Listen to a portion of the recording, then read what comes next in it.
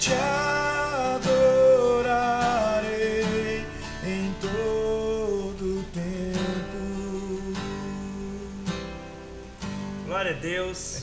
Nós estamos aqui, um momento muito especial, com primeiramente um servo de Deus, Amém. Conhecido do nosso coração, pastor Gideon Lanes Júnior, que é casado com a Carolina, pai do Eduardo, que é o único filho que o casal tem.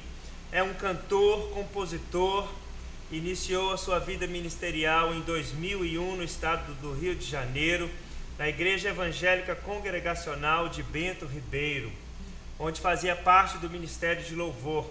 Em 2008 se mudou com sua esposa lá para Londrina, onde foram recebidos pelo pastor Mike Shea, é assim que diz? Mike Shea, e incorporados ao Ministério de Louvor Casa de Davi.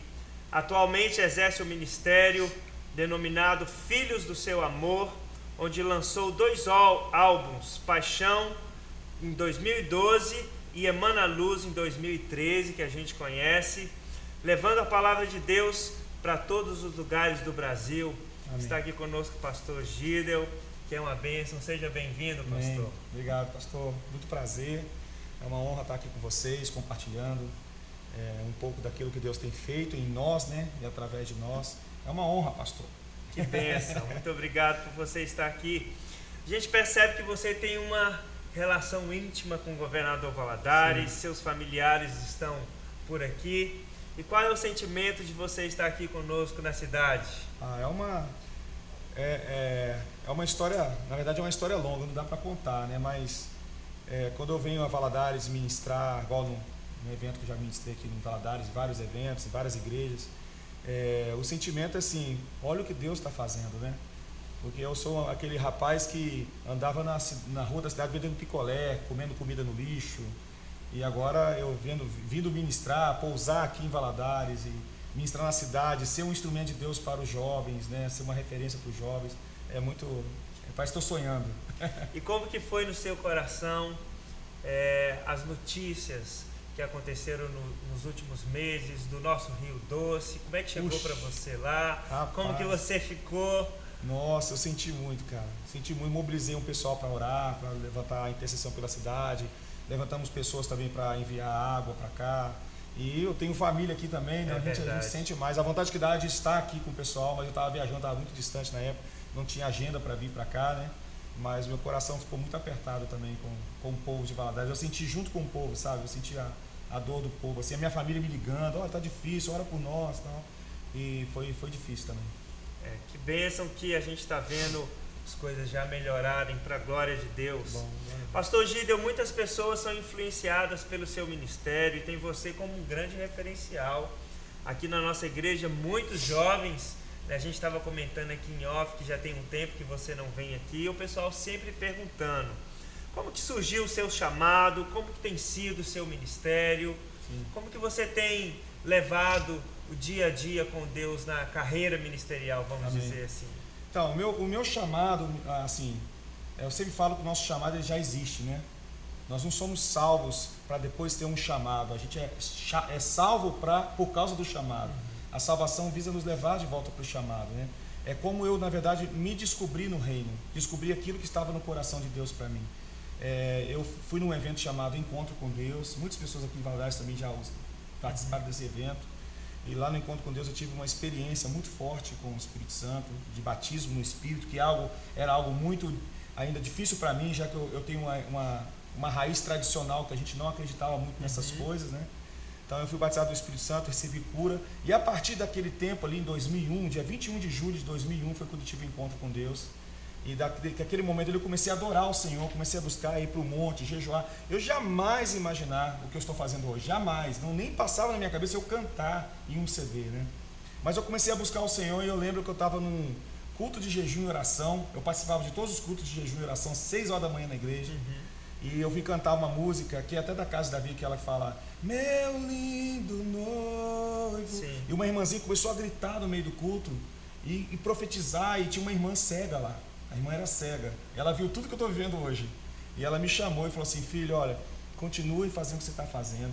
Deus falou para mim que você um dia vai rodar todo o Brasil e até fora do Brasil, inclusive agora em julho eu estou indo para fora do Brasil pela primeira vez, e até uma palavra de profecia que ela entregou. Então é impressionante como a nossa história vai sendo revelada por Deus, sabe? Quanto mais você busca o Senhor em adoração, o Espírito Santo, a gente sempre fala que o Espírito Santo é o Espírito da profecia, ele é profético, né? Então ele revela para você, vai mostrando para você o caminho na qual tem a ver com a versão original de que nós somos em Deus. Existe uma versão original nossa em Deus. Agora cabe a saber se eu estou vivendo essa versão original ou se eu estou vivendo um genérico, né? Deus tem uma versão original de quem nós somos. Por exemplo, a Jeremias, ele falou assim: Jeremias, antes que você nascesse, eu já te constituí profeta às nações.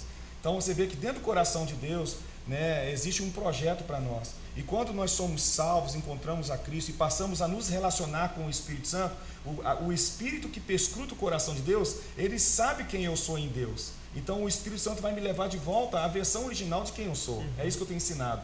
Então, por exemplo, a palavra conversão significa voltar à versão. Então tudo aquilo que o Espírito Santo está gerando dentro de você tem a ver em te levar de volta para a realidade de Deus, que Deus tem para você. Então, por exemplo, uma vez, só para... Eu sei que eu falo muito. Fique à vontade. Mas só uma vez que eu estava ministrando num evento muito grande, assim, tinha 5.000 pessoas, sabe? E o céu descendo sobre o povo. Aí, quando eu desci, teve um rapaz que chegou para mim e falou assim: quem diria, hein, Gideon, você que era o faxineiro da igreja, hein? Eu falei assim: não, querido, você me via assim. Deus me via como eu sou hoje. Então Deus nunca trata eu segundo o pecado, ele me trata segundo os propósitos dele, entendeu? Então por isso que às vezes você vê Deus te respeitando muito, porque quando Deus te vê, ele te vê como o projeto dele, como você é nele. Então ele sempre vai tratar você como você é nele, por isso que ele te respeita. Por isso que toda obra que ele faz na sua vida através do Espírito visa levar você de volta para essa realidade. Por quê? Porque a realidade de Deus, ela nos realiza. Você se encontra quando você se torna. Então as pessoas hoje buscam muito fazer para Deus. Mas o segredo do reino de Deus não é fazer, antes é ser. Por isso que Jesus vai falar assim: olha, muitos têm te chamado Senhor, Senhor, temos profetizado em teu nome, curado em teu nome. Ele fala assim: eu não vos conheço. Ou seja, você não está vivendo a realidade que eu sonhei para você. Você pode fazer milagre, você pode curar enfermo, pode ganhar almas para Jesus e pode estar fora da realidade de Deus, entendeu? Então isso é muito sério para mim. Então a gente tem falado muito sobre identidade. Então quando você fala para mim sobre chamado, por isso que eu dei essa volta toda, porque eu vejo o chamado como a identidade de Deus. E como eu encontrei esse chamado foi no meu quarto secreto buscando a presença de Deus. Então não tem como, é impossível você não encontrar o seu chamado se você estiver em Deus, buscando a sua presença diariamente, relacionando-se com Ele como eu fiz. Eu desliguei a televisão, eu ia para o monte orar, eu lia a Bíblia o dia todo, eu orava no trabalho, eu orava o tempo todo. Então isso foi fazendo, o Espírito Santo foi me impelindo para o meu próprio deserto, sabe? E lá no deserto eu fui capacitado para realizar o meu chamado. Então tem a ver com o que você perguntou. É muito interessante, pastor Gideon, comentar isso, porque as maiores experiências que a gente tem com o Senhor, geralmente somos nós e Deus. Sim. É muito bom o culto, muito bom a igreja, muito bom os congressos, as ministrações, mas o frente a frente com Deus é algo insubstituível, né, pastor? Uau, sem palavras. E a gente realmente conhece a Deus face a face. Sim. Pastor, um dos focos do seu ministério é a paternidade e cura. Sim. Quando Deus te incomodou a ministrar especificamente sobre isso? Conta um pouquinho pra gente. É que na verdade existe hoje, né, no mundo, assim, nós vamos falar assim, vamos falar do mundo gospel, do mundo evangélico, que é onde nós estamos inseridos, né? Nós chamamos de espírito de orfandade, né? A orfandade, ela que gera a crise de identidade na pessoa, né? Valadares é uma cidade muito órfã. Infelizmente, essa é uma realidade que nós temos que encarar. Nós temos muitos pais que foram embora para os Estados Unidos achando que presente substitui a presença deles. É e verdade. não vai substituir. E muitos dentro, né, das igrejas. A identidade ela é formada na paternidade. Você sabia, na psicologia isso é provado? O que um pai faz para um filho tem mais efeito na construção da sua personalidade do que uma mãe faz no filho a vida toda.